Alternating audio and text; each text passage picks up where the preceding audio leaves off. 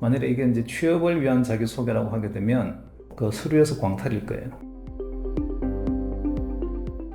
특히나 뭐 금융권 쪽에 취업을 하시고자 하는 분들한테 그래도 이페소 코리아가 조금이라도 도움을 줄 수 있는, 근데 면접을 할 때 이런 식으로 대답하는 것보다는 이런 식의 답변이 좀 더 좋지 않을까, 또는 면접의 태도는 이런 거 좀 더 좋지 않을까, 이런 거에 대한 약간의 가이드를 좀 공공적 차원에서 우리가 좀 유튜브를 한번 제공하는 게 어떨까.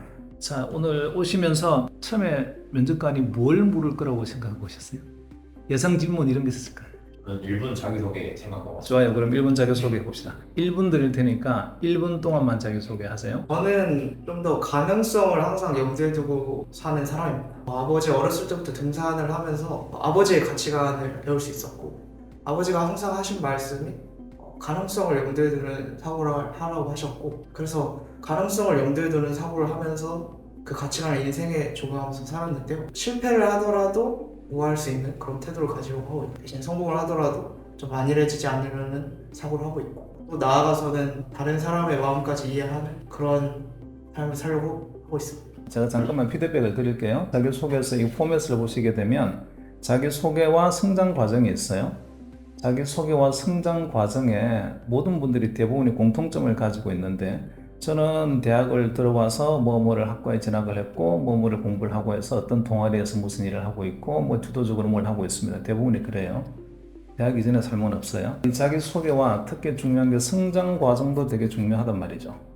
그러면 그 성장 과정에는 아무것도 없어요. 어떻게 사셨나요? 그러니까 본인의 인생 스토리를 다 듣고자 하는 건 아니고, 어쨌든 요 짧은 600자 이내에 제가 이렇게 살아온 사람이고 저는 이런 사람입니다 라는 게 좀 있으면 좋을 것 같은데, 만일에 이게 이제 취업을 위한 자기소개라고 하게 되면 그 서류에서 광탈일 거예요. 이게 사실은 제가 이렇게 보면서 그 자기소개서 이렇게 보면서 그 늘 뭐 이제 앞순배들한테도 하는 이야기가 있는데, 자기소개서의 한 두 번째 문장쯤을 보게 되면 사람한테 주는, 그걸 보는 사람한테 어떤 울림이 있어야 된다. 근데 전혀 그냥 아주 단편적인 스토리나 단편적인 일화를 가지고 저는 이런 사람이에요 라고 이렇게 표현을 해놓으면 그거 말고 뭘 가지고 여러분을 판단을 하죠? 그런 에피소드나 일화를 가지고 있지 않는 사람이 뭐가 있겠어요? 다 있을 거라고요. 그걸 가지고서는 판단이 일단은 안 되는 거죠. 일단은 뭐 자기소개서에 각 단락에 뭔가 주제를 이렇게 다 썼어요. 네, 맞습니다. 그리고 주제를 썼고, 자기소개서의 주제 뭐라고 썼어요? 저는 첫 번째 자소서에서는 아마 등산을 통해 쌓아온 가치관 이렇게 썼던 걸로 기억해요. 그렇게 썼어요. 이 포맷이 제가 보고서는 나는 이런 사람입니다 라는 거를 예컨대 하나의 그냥 광고 카피라이트처럼 한 줄로 딱 써봐. 그것도 열자를 벗어나지 않게끔 써봐. 이렇게 하게 되면 과연 뭐라고 쓸까? 사실 그거 궁금해요. 그게 자기의 정체성을 갖다 한마디로 딱 정의를 하는 거라서. 근데 이게 이제 등산을 통해 살아온 가치관으로 이렇게 쓰셨잖아요. 나쁘지 않아요. 타이틀을 이렇게 단 것들은 되게 좋은 것 같아요. 포맷 자체가. 그래서 수없이 많은 사람들이 지원서를 낼 텐데 그 지원서를 언제 일일이 다 읽어보겠어요? 물론 다 읽어보겠죠. 할 때 그러면 이 사람을 알 수 있는 게 뭐지? 라고 할 때 딱 어떤 타이틀 하나 보는 순간 궁금증을 불러일으키는 사람. 스스로를 하나의 단어로 잘 표현할 수 있게끔 정리가 됐으면 좋겠다. 그리고 그렇게 정리할 수 있는 사람이 스스로의 정체성이 좀 되는 사람인 거예요.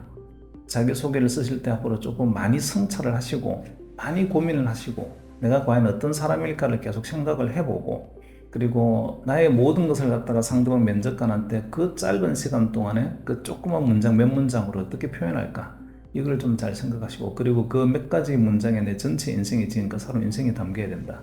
그렇게 자기소개서를 쓰셔야 돼요. 자기가 살아온 인생에 대한 고마움이나 누구의 희생이 있었다거나 이런 것들이 자기소개서에 담겨서 내 인생의 무게를 제가 지금 느끼고 있는 사람입니다. 적어도 성년이 되었으니까.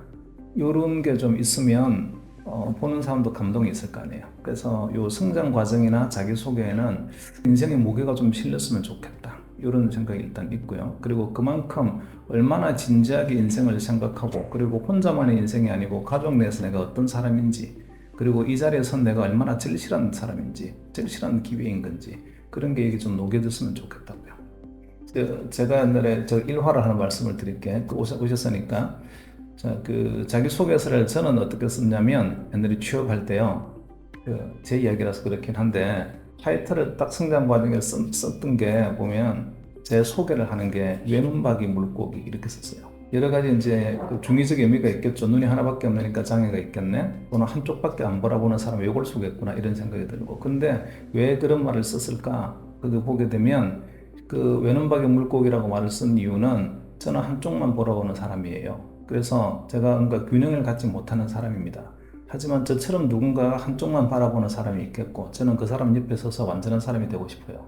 그래서 제가 그렇게 썼어요. 그래서 나중에 혹시 자기소개서나 이런 걸 한번 자기소개 한번 해보시겠습니까? 라고 하면 기본적으로 뭐라고 생각을 하셔야 되는 거냐면 앞에 있는 면접관은 나의 자기소개서를 다 읽었을 것이다. 그러니까 나를 한번 소개해보라고 하실 때는 여기 있는 말을 계속해서 다시 반복해보라는 뜻은 아닐 것이다. 똑같은 말을 갖다 그래 썼는데 뭐 말로 해보라고 그러겠어요? 근데 이거를 관통하는 이야기를 한번 듣고 싶은 거죠. 이제 이 속에 뭔가 뚫고 나가는 이야기를 하나 듣고 싶은데 그게 정리가 잘 돼 있는 사람은 딱 보는 순간 눈에 띄는 거고 그런 게 정리가 안 돼 있는 사람은 그냥 주문부원 하는 거예요. 그냥 이게 나오는 말 똑같은 말 계속 반복하고 아무런 임팩트가 없죠.